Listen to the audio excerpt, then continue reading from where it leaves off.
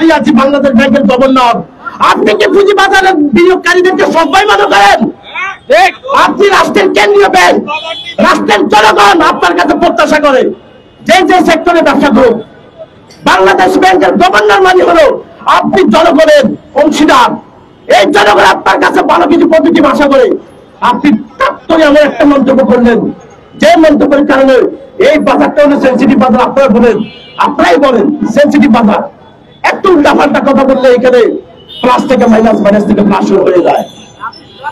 এখনো কোন জায়গায় মানুষের আত্মবিশ্বাস, সেই বিশ্বাসের জায়গাটা আমাদের কর্তৃপক্ষ ধরে না মাথায়। আপনারা তো ইন্টারন্যাশনাল সব মেধাবী বলেন, নিজেদেরকে ইন্টারন্যাশনাল মেধাবী বলে দাবি করেন। তাদের সাধারণ বিনিয়োগকারীদের মনের কথা, মনের ফাঁস, তারা কি চায় তাদের কথা বুঝেন না। এই পুঁজিবাদী আস্থার সংকট কোন জায়গায় বুঝেন না। আপনার সংগঠন রাশেদ মাকসুদ এই শেয়ারে থাকবে না। বাংলাদেশের পুঁজিবাদী আস্থা ফিরে পাবে। রাশেদ মাকসুদ এই শেয়ারে থাকবে, ততদিন বিনিয়োগ করে চলছে তার যাবে। এই বাংলায়